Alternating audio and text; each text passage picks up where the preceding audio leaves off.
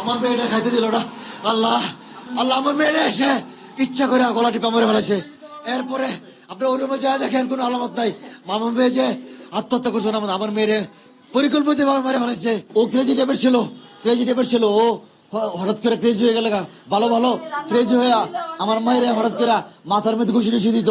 আমি যাই আমার মেয়েটার হাত পা সব দেখছি ঠান্ডা হয়ে গেছে।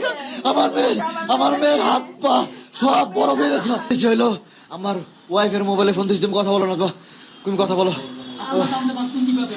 আমার মেয়ের হাজবেন্ড তার নাম সিফাত, সে রাতে ফোন দিছে 1:56 সে ফোন দিছে। তো ফোন দিছে পরে আমি রিসিভ করলাম, রিসিভ করে পরে বললাম কি ব্যাপার সিফাত, কি অবস্থা তোমাদের? আম্মু এখনই আসেন আমাদের বাসায়। কেন, কি হয়েছে? কেন এখনই আসেন? কেন, কি হয়েছে বলো?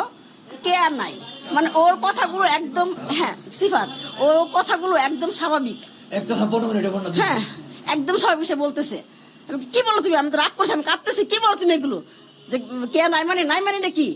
না কে আর নাই। পরে আমি স্পিকার দিচ্ছি, পরে তুমি শুনছো না, তাই না? পরে আমরা তাড়াতাড়ি করে পরে আসলাম। তা আমরা আসলাম, এখানে বলছে বাসায় আসতে, তো আমরা বাসায় আসবো, সিএনজি বাসায় আসতেছি।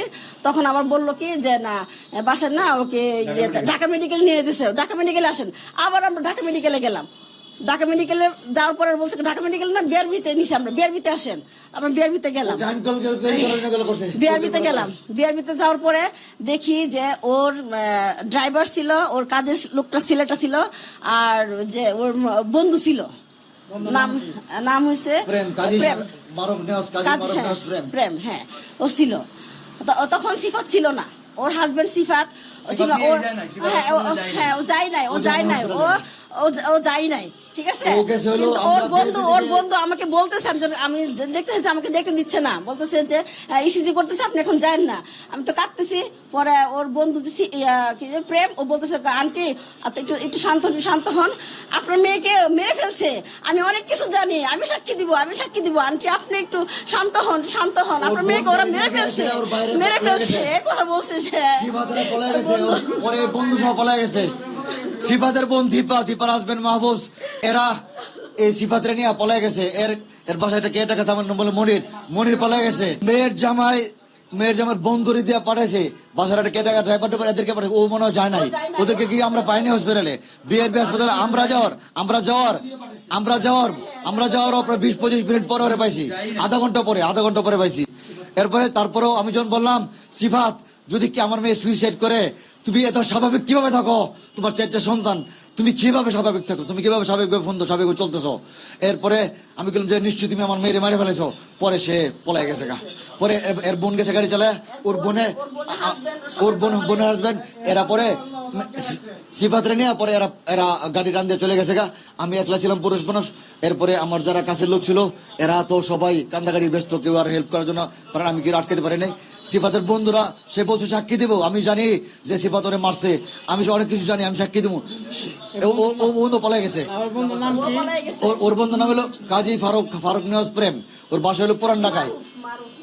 কাজী মারুফ নেওয়াজ প্রেম, ওর পুরান ঢাকায় হলো বাসা, কিন্তু ও পলাতক আসামি মনে হয় উত্তরা থাকে। আচ্ছা, এরপরে ওর বাসায় একটা কেয়ারটেকার আছে, নাম হলো মনির, বাড়ি হলো ভোলা। হ্যাঁ, এই ছেলেটা ছিল ওইখানে। এদের ড্রাইভার ছিল, ড্রাইভারটার নাম কি ছিল? মুঘল না কি নাম ছিল?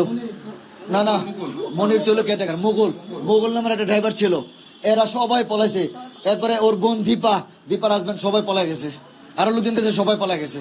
হ্যাঁ, পরে আমি আমার মেয়ের আমি যেহেতু আমি মামলা করতে গেলেও তো আমার এটা সরকারি হাসপাতালে নিতে, পরে ঢাকা মেডিকেলে ওই হাসপাতাল থেকে অ্যাম্বুলেন্স রেডি করে দিছে।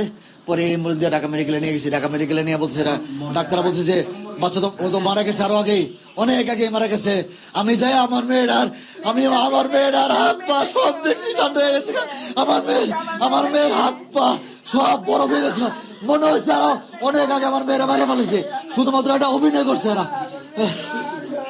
ও ক্রেজি টাইপের ছিল, ও হঠাৎ করে ক্রেজি হয়ে গেল, ভালো ক্রেজি হয়ে আমার মায়ের হঠাৎ করে মাথার মধ্যে ঘুষি দিত, ও মারতো, চুলে ধরে মারতো, এগুলো করতো। আমার মেয়ে অনেক